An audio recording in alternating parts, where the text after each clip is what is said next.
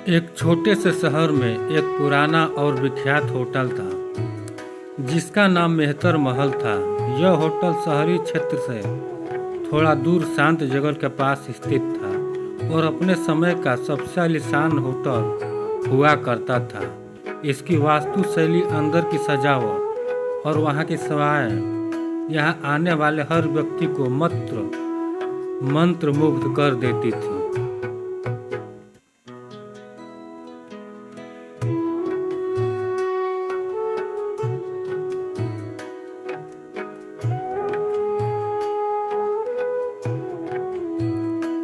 परंतु सालों पहले एक बुरी घटना ने इस होटल को भुतहा बना दिया। लोग कहते थे कि इस होटल में एक परिवार की आत्माएं भटकती हैं जिन्होंने यही अपनी जान गंवाई थी। रात के समय होटल की ओर देखते ही लोगों के रोंगटे खड़े हो जाते थे। होटल के चारों ओर कटी फड़ी पेड़ों की छाया और होटल की टूटी फूटी खिड़कियों से छनकर आती अंधियारी रोशनी ने पूरे परिवेश को और भी डरावना बना दिया था। लोग मानते थे कि उस बुरी रात के बाद से ही वहां की आत्माओं का भटकना शुरू हुआ था। इस भयावहता के कारण शहर के लोग होटल से दूर रहते थे।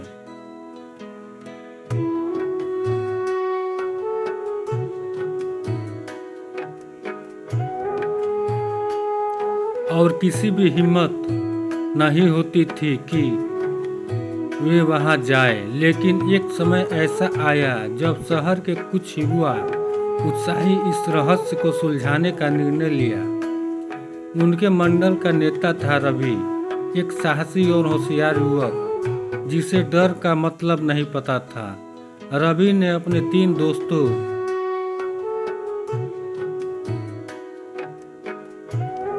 रोहन, सीमा और आरती के साथ इस भुतहा होटल का दौरा करने का फैसला किया।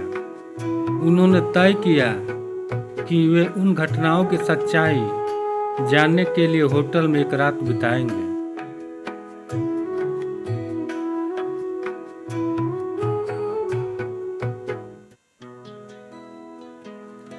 जैसे ही वो होटल पहुंचे, अंधेरा छा रहा था और हवाओं का शोर सुनाई दे रहा था।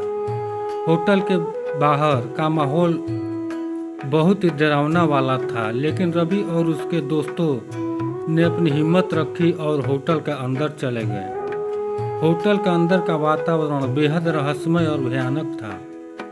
दीवारों पर धूल जमी हुई थी और फर्श पर हर जगह झंझनाहट कर रहा था।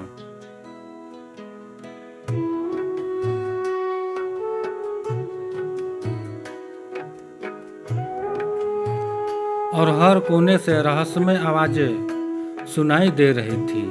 उन्होंने रिसेप्शन हॉल में प्रवेश किया और वहां की हालत देखकर चौंक गए। पुराने फर्नीचर, टूटी हुई टेबल्स और धूल भरे काउंटर, वहां लगे पुराने चित्रों में होटल के सुगत दिनों की झलक मिलती थी।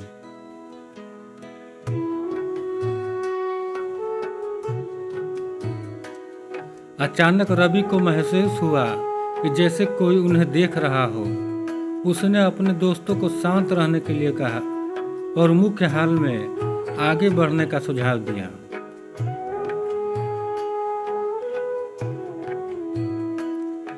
मुख्य हॉल में चलते समय उन्होंने देखा कि एक पुरानी लिफ्ट थी जो बंद हो चुकी थी और लिफ्ट के दरवाजे पर खून के धब्बे थे। दीवारों पर लगे चित्रों में होटल के स्वर्णिम दिनों की यादें ताजा हो रही थी, जब यह जगह जीवन और हंसी से भरपूर थी।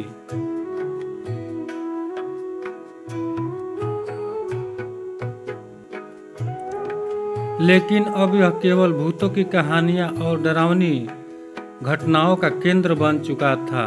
अचानक से किसी ने एक डंडी हवा का झटका महसूस किया और उन्हें एक परछाई दिखी। यह भूत की परछाई थी। भूत की आवाज में डरावनी ध्वनियां थी। तुम लोग यहाँ क्यों आए हो? यह स्थान शापित है।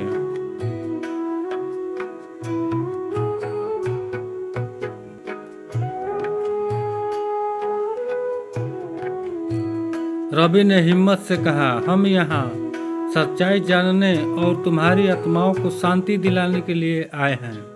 तुम कौन हो और तुम्हारी आत्माओं को शांति क्यों नहीं मिल रही है? भूत ने भारी आवाज में कहा।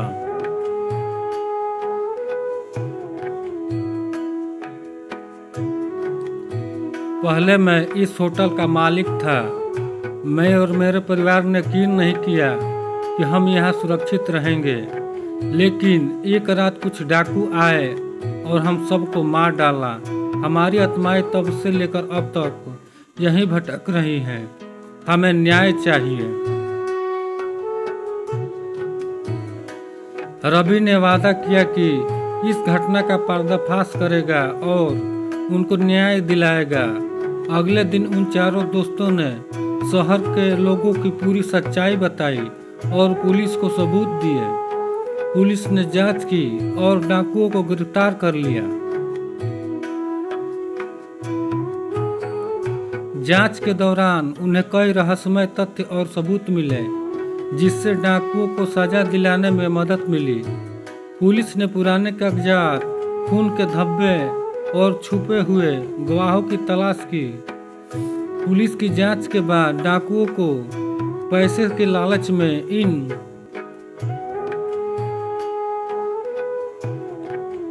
मासूम लोगों की हत्या करने का दोषी पाया गया। तब जाकर उन आत्माओं को शांति मिली और वे हमेशा के लिए मुक्त हो गईं।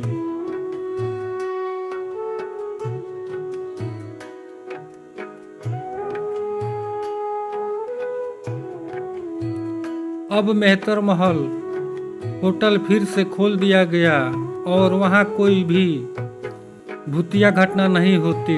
होटल की पुरानी शान धीरे धीरे लौट आई और लोग फिर से वहां आने लगे। रवि और उसके दोस्तों की बहादुरी की हर जगह सराहना हुई और शहर के लोग इस होटल को देखकर डरते नहीं थे।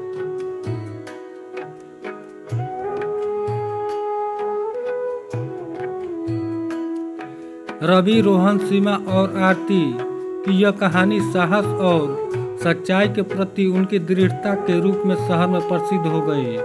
मेहतर महल अब न केवल एक आलीशान होटल था, बल्कि एक ऐतिहासिक स्थल भी बन गया, जहां लोग इस होटल की भूतिया कहानियों को सुनते और रवि और उनके दोस्तों को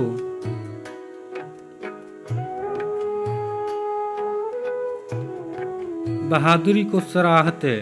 उन चारों दोस्तों का ऐसा मानना था कि उन्होंने केवल एक रहस्य सुलझाया, बल्कि एक परिवार को न्याय दिलाकर उनके आत्माओं को हमेशा के लिए मुक्त कर दिया। दोस्तों, कहानी अगर अच्छी लगी तो लाइक कीजिए, सब्सक्राइब कीजिए और शेयर कीजिए।